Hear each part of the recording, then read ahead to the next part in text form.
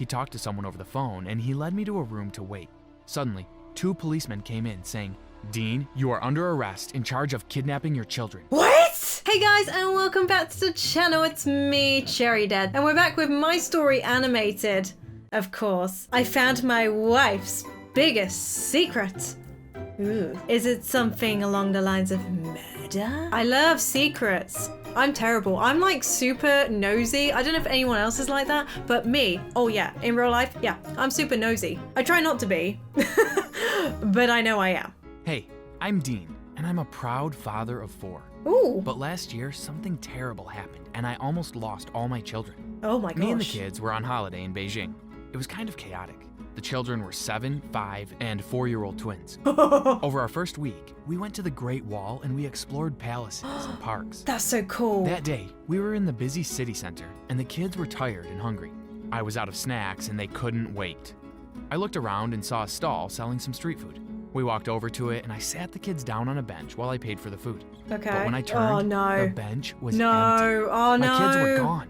I looked around and couldn't see them anywhere.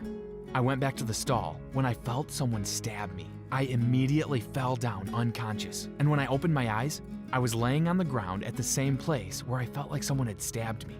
I got up and ran to the bench where I left my children, yet no one was there. I started calling out their names, but there was no answer. I started to feel sick in my stomach. Where were they? I dropped the food and started calling their names as loud as I could over and over again. I stood on the bench and looked around. There were people everywhere, but I couldn't see my children. Then I saw something in the distance. Wait, hold up. It was a little girl from behind wearing a red coat. It was Lily, my youngest. She was being led down a side street by a stranger. I jumped off the bench and ran in that direction. I knocked over someone's shopping trolley and their food went everywhere, but I didn't stop to help. I pushed through a crowd of tourists and ran across a busy road, dodging cars and rickshaws, and headed down the side street. I ran down it, and then I saw a man leading my little girl away. I ran up to the girl and grabbed her off of him only to realize that it wasn't Lily. It was a girl around the same age who started screaming and crying. That is super awkward, for one. I mean, yeah, if you're a parent, I can imagine you'd be panicking all over the place. Oh my gosh, looks so much like them. Run, quickly run. Like, what on earth? Like, so he ends up, felt like getting stabbed, and then fainting on the floor. But like, what, everyone was just acting normal around him? No one checked on him? I'm very confused. The man pulled her away and started shouting at me. I was too shocked to respond. He punched me in the face, and I fell down and hit my head. Ouch. When I woke up, it was dark. I was disoriented, and I had no idea where I was. Yet, all of a sudden, it all came back to me, and I remembered that my children were lost, and I had to find them. Oh, jeez. Then, I remembered I was in an unfamiliar country, and my children were lost. I sat on the floor in pain, wishing that all of this was just a nightmare that would end as soon as I wake up. Unfortunately, it wasn't. When I snapped back to reality, I got my phone out of my pocket and called the police. Okay, but it good. wouldn't connect. Oh. I was dialing 999 like I would in the UK. You don't do that I here. didn't even know how to call the Chinese police. I ran back into the city center, found a public security station, and went in. I was shouting and crying at the same time, and the worst thing was that they didn't understand what I was saying. Oh no. Eventually, I was taken into an interview room and left there. I was anxiously waiting for someone to come and speak to me. I waited for a long time, however, no one came. I went to the door and was locked in. Wait, what? Minutes felt like hours. I was extremely nervous and I began to lose my mind until someone finally opened the door. It was a policeman and a translator. Oh, okay, good. I explained to them what had happened. I was asked for a description of the children, so I gave them lots of photos from my phone to help them with their search. And that was it. They told me to go. I went back to the hotel alone. It was now the middle of the night, too late for me to go and look for them. And it was too late for me to call their mom and tell her what had happened. Oh gosh. You see, their mom was due to fly out and meet us in 2 days. She was so proud of me taking the children abroad by myself, and I had failed her. Oh no. The next day, I tried to call her, but it went straight to voicemail. I couldn't tell her what had happened in a message, so I just asked her to call me back. Then I had a thought. I remembered that Sue's sister, Li Na, was living in Beijing and works at a bank. I sent her a message and told her she had to meet me. We met for coffee that morning, but I was too scared to drink. As soon as I saw her, I burst into tears and told her what had happened. She was looking forward to seeing the children. Oh. She was surprised and upset at the same time, yet she promised to help.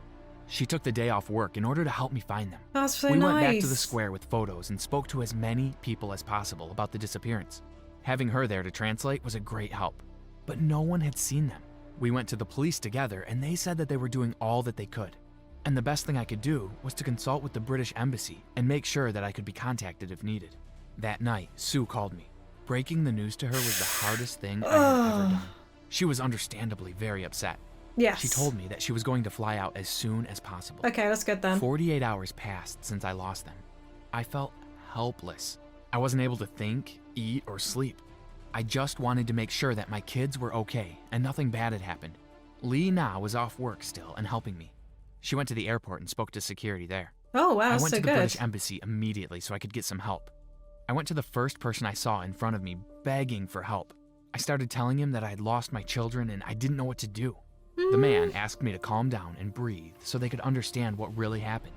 He talked to someone over the phone and he led me to a room to wait.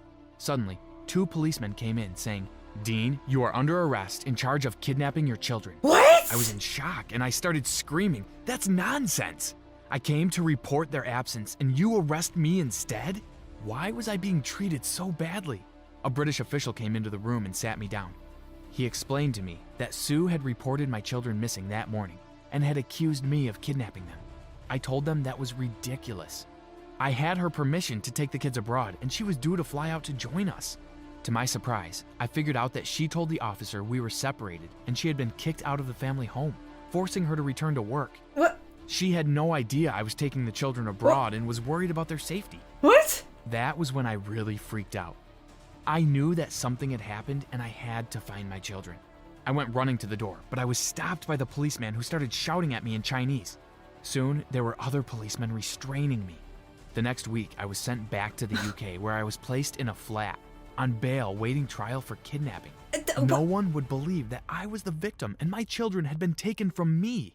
Sue was interviewed on TV crying for her children to be returned to her. And I couldn't leave the flat as I was so scared that I was going to be shouted at, or worse, attacked. Every day was hard. I kept wondering if the children had forgotten about me. I was there for weeks and weeks, just with my own thoughts. How much had the children changed? Were they safe? Were they even... No, I didn't want to think about that. Oh, yeah, don't think I about was that. powerless to do anything. I couldn't contact Sue, but I felt so betrayed by her. Why had she reported that I had taken our children? We were happily married, or so I had thought. Maybe she was just as scared as I was. I sat there all alone, when suddenly, I thought I saw things moving.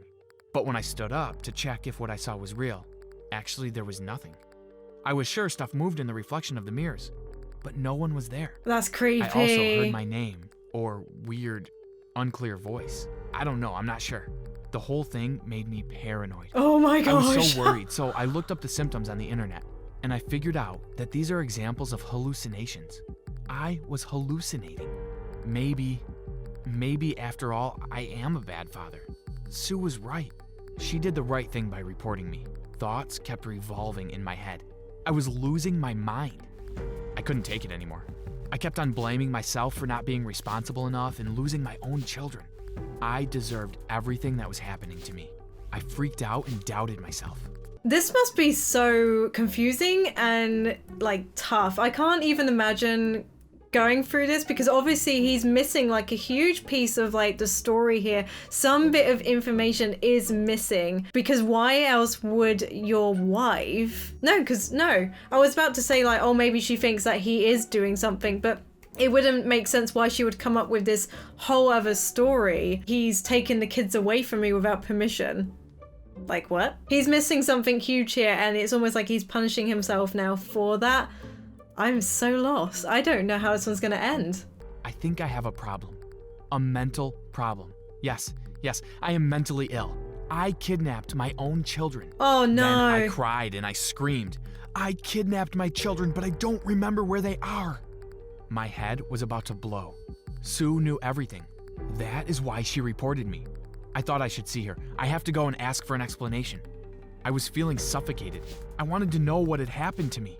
So I called the police and asked to go home because I needed to bring some personal stuff from there. They sent 2 officers that drove me to my house. I arrived there handcuffed in a police car. Okay. And when I got out of it, people were staring. My neighbors were looking through their windows. Everyone was pointing and whispering. Oh. I even heard some of them cursing me for kidnapping my own children. I felt ashamed, disgraced of myself. On my way upstairs, I was thinking of giving up and admitting everything to the police to make things better. I'm ready to go to jail if my children will return safely to their mother. But first, I had to talk to Sue. When I got into our house, I remembered all the good things, our happy memories together. I kept on imagining their presence and hearing their voices. The officers were waiting in front of the door, and they made sure that I wouldn't get near Sue because I'm not allowed to talk to her. But I have to. So I went to the room and pretended that I was packing some stuff. And then I sneaked out, carefully looking for her. I saw her standing in the corridor. I approached her quietly, but then I heard her talking on the phone. I hid behind the shoe cabinet and accidentally heard the conversation she was having. Oh, accidentally, My yeah, jaw sure. dropped. My wife was cheating on me. She was talking to someone named James, and she said, "James, baby, don't worry. It's all going to end soon, and we're going to be together." I was completely taken aback. I was bursting with fury, yet I had to stay calm and think of a rational solution to get myself out of this mess. On the other hand, I couldn't blame her. Her husband is mentally ill and kidnapped her children. Oh, no. I mean, she No. deserves to be happy. On my way home, I was in complete shock. I couldn't sleep. I kept on tossing and turning all night. I figured out a lot of surprising things in one day, and I decided that I should see a doctor. I talked to the police. I didn't confess yet, but I told them that all of this mess is driving me crazy, and I have the right to see a doctor. Okay, and that's... so I set an appointment at a psychiatrist clinic. That's good, though. Police officers came and drove me there. He's getting But the help. for privacy, I went to the doctor's room alone. It was a doctor that worked with my wife a long time ago after she had our first kid. So I was talking to the doctor about what really happened to me. During our conversation, he had to leave the room for a while, so I sat there looking around, when I suddenly saw a file on his desk with my wife's full name on it. The file was kind of hidden, but I'm sure it was my wife's name. Ah!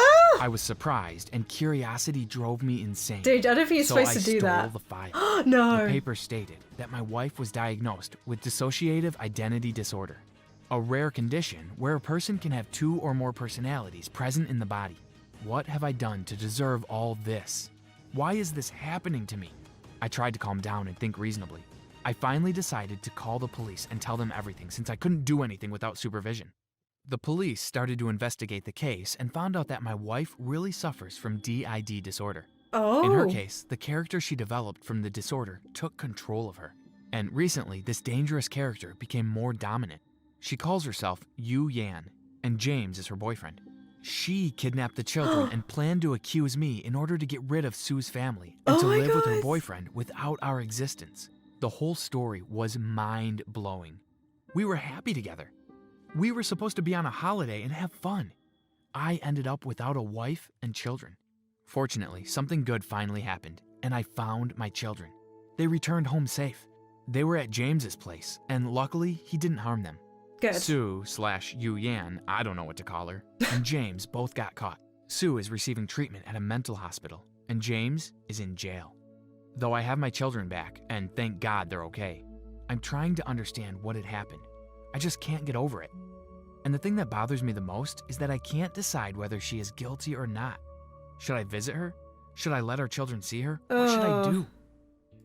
Those are really hard questions as well that he's put at the end there, because it's obviously, she did have a problem. People were aware of that. Doctors were aware that she was. I'm not 100% with it because I don't know if I believe there is possibly medication. I don't hold me to that, because what would you do in that situation? Would you be like, well, maybe if she's, getting the help now in hospital, like, would that be safe for the kids to go see their mum?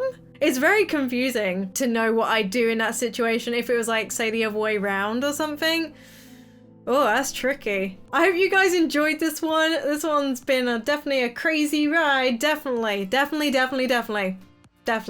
hope you guys are all having an amazing day, and I will see you all in the next video. Bye-bye!